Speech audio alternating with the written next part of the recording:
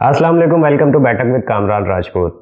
Business करना हर बंदे का ख्वाब होता है, लेकिन आपने कभी कहीं किसी सोशल मीडिया प्लेटफॉर्म पे अगर बिजनेस अकाउंट बनाया हो तो आपने देखा होगा कि वो एक लफ्ज यूज कर रहा होता है, एक कैटेगरी यूज कर रहा होता है, सेल्फ एम्प्लॉयड या एंटरप्रेन्योर। दोनों में फर्क क्या है? देखा जाए तो दोनों एक ही चीज है, आम जुबान में कहें तो दोनों ही बिजनेसमैन है। लेकिन अगर ये एक ही चीज है तो फिर दो लफ्ज बनाने की जरूरत क्या थी? आज की वीडियो में डिस्कस करते हैं कि दोनों में एक्चुअली फर्क क्या है, जो समझना हर बिजनेसमैन के लिए इंतहाई जरूरी है। अगर ये फर्क आपको आज समझ आ गया तो आज के बाद आप खुद को सेल्फ एम्प्लॉयड कहना बंद कर देंगे या फिर चाहेंगे कि आप सेल्फ एम्प्लॉयड ना रहें।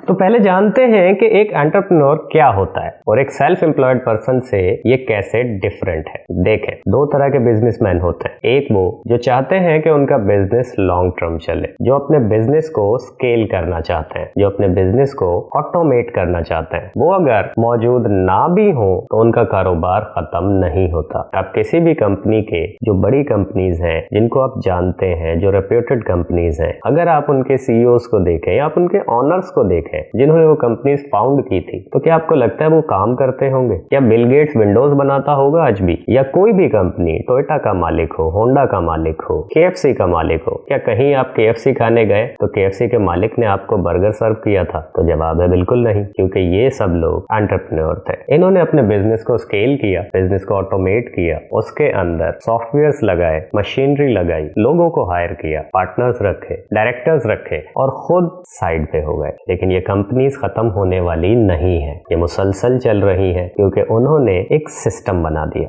इसी के बरक्स अगर हम सेल्फ एम्प्लॉयड पर्संस को देखें, जिसकी कैटेगरी में कंसल्टेंट्स, फ्रीलांसर्स या वो लोग आते हैं जो खुद ही सब कुछ होते हैं, जिनका बिजनेस सिर्फ उनके सर पे चलता है। अगर उनको बिजनेस से एक वक्त के लिए हटा दिया जाए तो बिजनेस वहीं पे खत्म हो जाता है। वो कोई स्किल हो सकती है जिसकी बेसिस के ऊपर उनका बिजनेस होता है, कोई नॉलेज हो सकती है जिसकी वजह से वो बिजनेस कर रहे होते हैं, लेकिन वो कभी भी प्रोडक्ट नहीं होता। ना वो कभी प्रोडक्ट बनाते हैं, ना वो अपने बिजनेस को ऑटोमेट कर पाते हैं, जिसकी वजह से जिस दिन वो खुद काम पे नहीं जाते उस दिन कोई पैसे नहीं आते, क्योंकि उनका बिजनेस उनकी ही वजह से चलता है, उनके ही होने से चलता है। लेकिन ये बिजनेसेस लॉन्ग टर्म कभी भी नहीं होते। अगर हो भी तो ये बड़े ही नहीं हो पाते। आपके मोहल्ले में कोई भी दुकान है जिसको एक शख्स चलाता है, तो अगर कोई आज 40 साल का बंदा किसी एक इलाके में ही रह के 40 साल का हुआ है और वहां पे कोई ऐसी शॉप थी जो उसके बचपन में थी और आज भी है, तो वो ये डिफरेंस बहुत बेहतर जान पाएगा कि वही लोग, वही शख्स जिसने वो बिजनेस को शुरू किया था,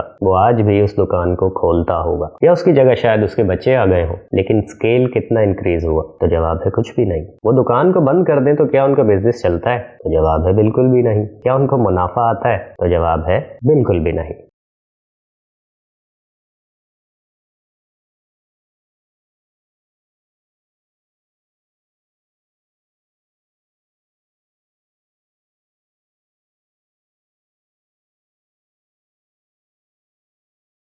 तो एक सेल्फ एम्प्लॉयड पर्सन, आप अगर इस लफ्ज को ही समझें, सेल्फ एम्प्लॉयड, इसका मतलब है वो खुद की नौकरी करता है। इट मीन्स वो बिजनेस नहीं कर रहा, वो खुद की नौकरी कर रहा है। हाँ, फर्क इतना है कि किसी की नौकरी नहीं कर रहा। तो वो एक नौकरी पेशा बंदे से तो शायद बेहतर है, लेकिन उसको 100% बिजनेसमैन कहना कहीं ना कहीं गलत है। इसीलिए शायद किसी भी सोशल मीडिया प्लेटफॉर्म के ऊपर एक एंटरप्रेन्योर और एक सेल्फ एम्प्लॉयड पर्सन की अलग अलग कैटेगरीज रखी जाती है, जिसमें आपसे पूछा जाता है कि आप कौन हैं। तो क्या इस वीडियो के बाद या इस नॉलेज के बाद आप चाहेंगे कि आप सेल्फ एम्प्लॉयड रहें? बहुत से लोग बड़े फख्र से अपने सोशल मीडिया अकाउंट्स बनाते वक्त सेल्फ एम्प्लॉयड का वर्ड यूज कर रहे होते हैं। तो क्या ये कोई अच्छा वर्ड है? आप खुद की नौकरी करना चाहते हैं सारी उम्र, या एक बिजनेसमैन बनना चाहते हैं? तो अगर आप एक बिजनेसमैन बनना चाहते हैं तो नंबर 1 तो खुद को सेल्फ एम्प्लॉयड कहना बंद करें, एंड नंबर 2 वो काम करें जो एक एंटरप्रेन्योर करता है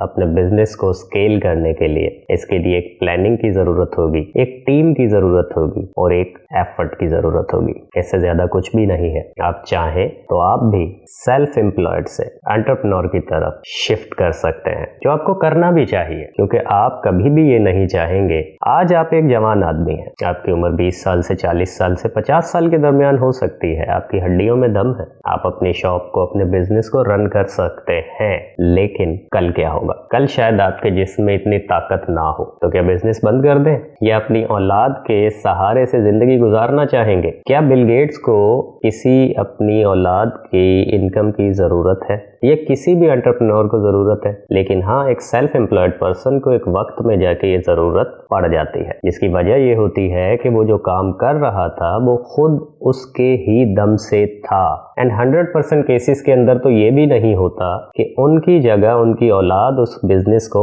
कैरी कर पाए, क्योंकि जो स्किल उस स्पेसिफिक पर्सन को खुद मिली थी वो 100% उसको अपनी औलाद में नहीं डाल पाता, जिसकी वजह से या तो वो बहुत बेहतर कर जाते हैं, जो आने वाली औलाद होती है उस बिजनेस को बहुत आगे ले जाती है, एंड ज्यादातर केसेस के अंदर वो बिजनेस खत्म हो जाता है।